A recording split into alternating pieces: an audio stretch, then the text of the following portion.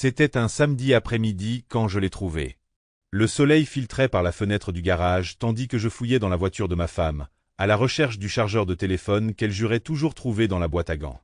J'ai déplacé des papiers, un ticket de caisse Starbucks froissé et un paquet de chewing-gum vide, rien d'inhabituel. Mais soudain, caché sous le siège passager, je l'ai vu. Un préservatif usagé. Au début, je l'ai juste regardé, mon esprit refusant de faire le lien.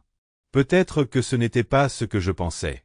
Peut-être que ce n'était pas le sien. Mes mains tremblaient tandis que je le ramassais avec un mouchoir, le tenant à bout de bras comme s'il était radioactif. J'étais marié à Julie depuis 6 ans.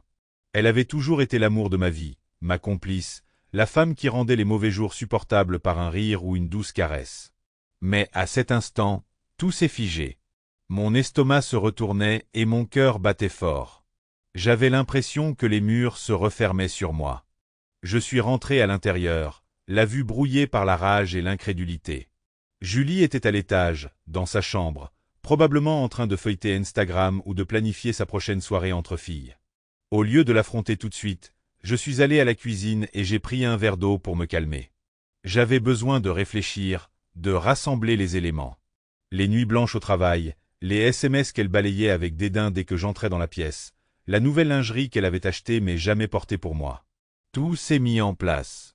Assis à la table, j'ai contemplé la preuve accablante sur le comptoir, le mouchoir encore enroulé autour. Mes mains tremblaient. Je sentais les larmes me monter aux yeux, non pas de tristesse, mais de la vive douleur de la trahison. Quand Julie est descendue, j'avais déjà pris ma décision. « Salut bébé », dit-elle d'une voix enjouée en attrapant une bouteille d'eau dans le réfrigérateur. « Quoi de neuf ?» Je l'ai regardée, vraiment regardée, comme je ne l'avais pas fait depuis des mois. Ses cheveux étaient tirés en arrière en un chignon désordonné, et elle portait un vieux sweatshirt de fac. Elle avait l'air si normale, si modeste. Ça me rendait malade. « Il faut qu'on parle », dis-je d'une voix ferme, même si mes poings étaient serrés sous la table.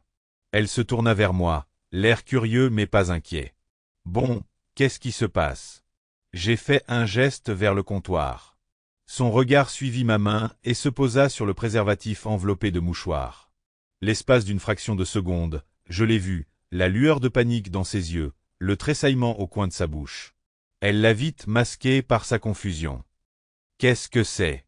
demanda-t-elle d'une voix plus aiguë que d'habitude. « Dis-moi, dis-je, je l'ai trouvé dans ta voiture. » Elle se figea, serrant la bouteille d'eau. « Je ne sais pas, peut-être que ça vient de Canton. »« Non, » rétorquai-je d'une voix aigrelette. « Ne m'insulte pas en mentant. Je ne suis pas stupide, Julie, et j'en ai fini de faire l'idiote. » Elle me fixa, le visage pâle. « Ce n'est pas ce que tu crois, » murmura-t-elle. J'ai ri d'un rire amer et creux. « Vraiment? Alors qu'est-ce que c'est? Parce que de là où je suis, c'est assez clair. » Julie balbutia en tendant la main vers moi, mais je reculai.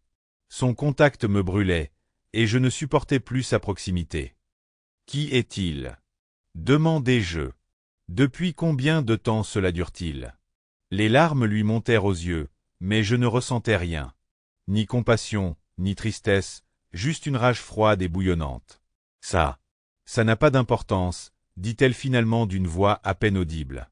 C'était une erreur. J'ai ri à nouveau. Une erreur?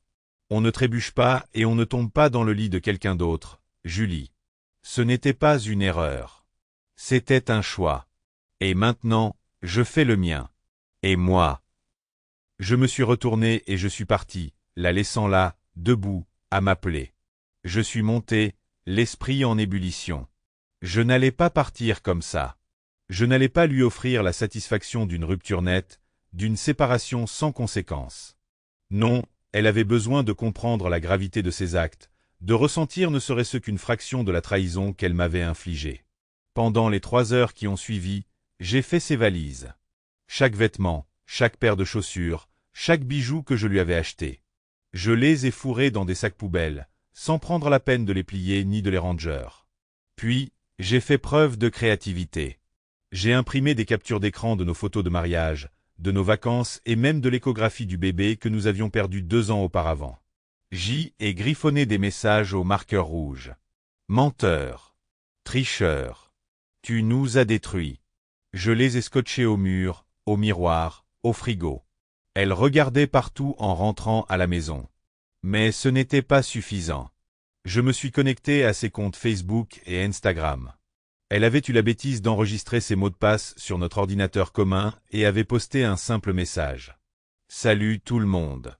Je voulais juste vous dire que je trompe mon mari depuis des mois. J'espère que vous passez tous une bonne journée.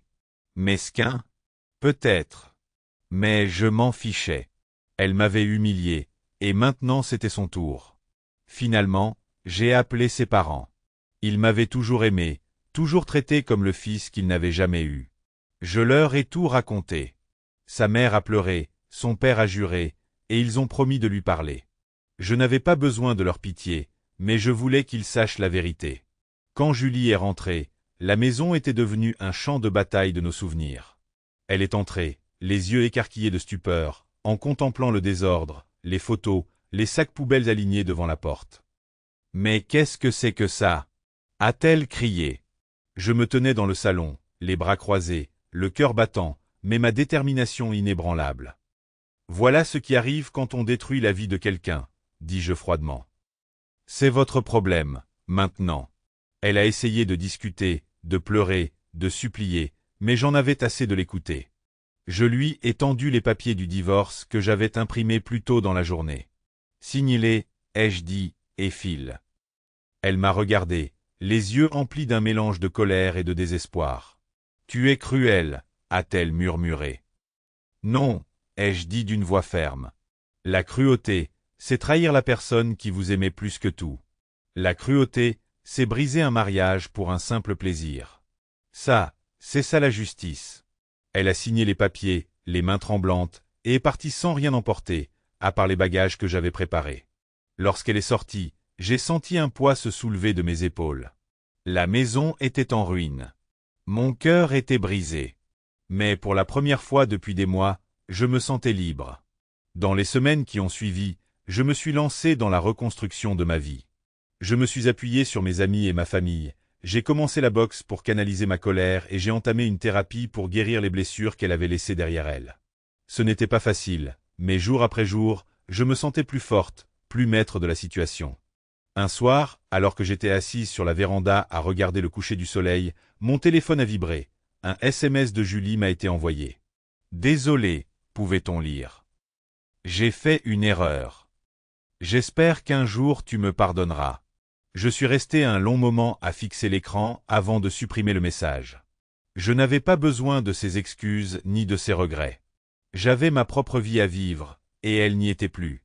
Alors que le soleil disparaissait à l'horizon, j'ai ressenti une paix que je n'avais pas connue depuis des années. Julie était mon passé, mais mon avenir? C'était à moi de le créer.